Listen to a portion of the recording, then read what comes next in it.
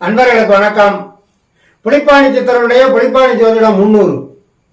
இப்ப இந்த நூல்ல நாம இதுவரையிலும் 250 பதிவுகள் பார்த்திருக்கிறோம்.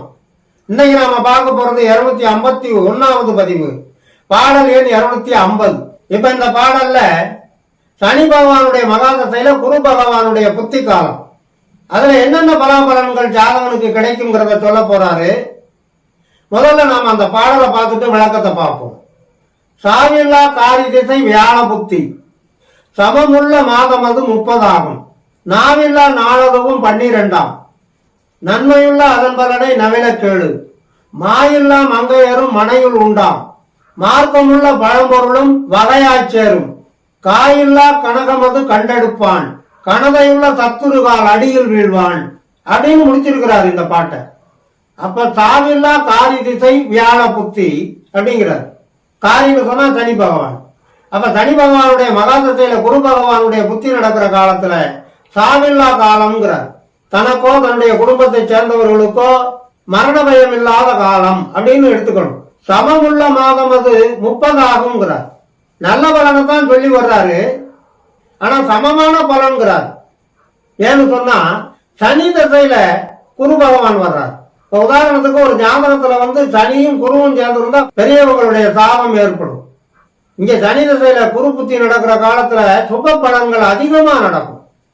அதே நேரத்தில் அந்த ஜாதகத்துல குருவுக்கும் சனிக்கும் பாதகமான தான அமைப்புகள் இருந்துட்டா தெய்வ பகைகள் ஏற்படும். தெய்வ விரோதம் உள்ளவனோட சேருவோம், பெரும் பாவங்களை இழுத்துக்குவோம். அதனாலதான் அந்த சனி தசையில குரு புத்தின்னு வரும்போது சமமுள்ள மாதம் போடுறார். அப்படி இல்லைன்னு சொன்னா குருவுக்கும் சனிக்கு நல்ல ஸ்தானங்கள் அமைஞ்சுட்டா இங்க புலிப்பாணி சித்தர் சொல்லி இருக்கிறது மாதிரி சுப பலன்கள் தான் அதிகம் வரும்.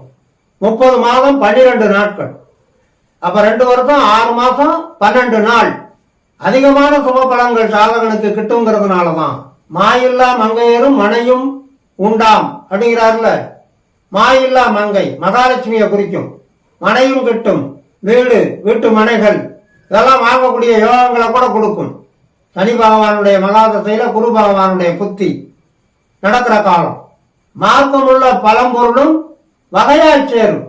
மார்க்கமுள்ள அப்படின்னு சொன்னா இந்த ஜாதகனுக்கு கிடைக்கக்கூடிய பழம்பொருள், பூர்வ சொத்துக்கள், நிலபுலன்களை விட நகை நட்டுகள், பணங்காசு, சேமிப்புகள், இந்த மாதிரி பூர்வ சொத்துக்கள்ல இருந்து இந்த ஜாதகனுக்கு கிடைக்கக்கூடிய பங்கு பாகம் அதெல்லாம் மார்க்கமுள்ள பழம்பொருள் வகையால் சேரும்.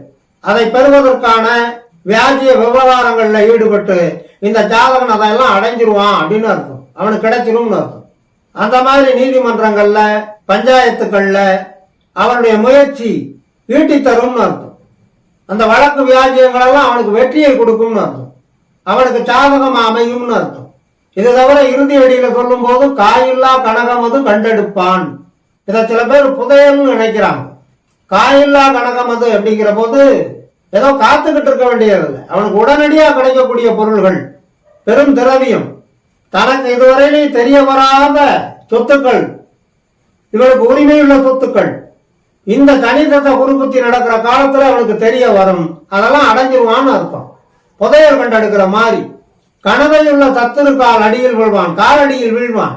சத்துரு எதிரிகள், அது கனதையுள்ள சத்துருங்கிறதுனால மிக செல்வாக்கு பெற்ற எதிரிகளெல்லாம் அந்த ஜாதகனுக்கு இருந்திருப்பான். அப்படி இருந்திருந்தா அதெல்லாம் இந்த தனிதத்தை குருபுத்தி நடக்கிற காலத்துல இந்த ஜாதகனுக்கு இந்த ஜாதகனை நாடி ஓடி சரணடைவான் அப்படின்னு அர்த்தம். பகையை விட்டு நட்பு கொள்வான் அப்படிங்கிறார் புலிப்பாணி சித்தர். சத்துரு காலடியில் வீழ்வான்.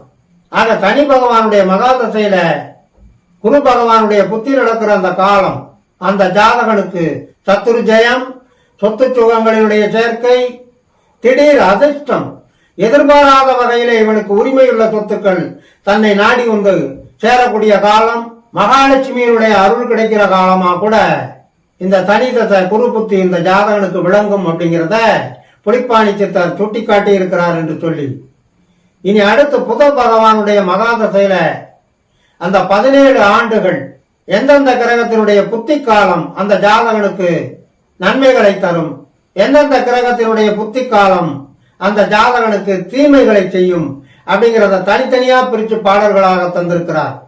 அந்த பாடல்களையும் அந்த பாடல்களுக்கு உண்டான விளக்கங்களையும் தொடர்ந்து பார்ப்போம். தொடர்ந்து வாருங்கள், ஆதரவு தாருங்கள் என்று கேட்டு இந்த அளவோடு நிறைவு செய்கிறேன். நன்றி, வணக்கம்.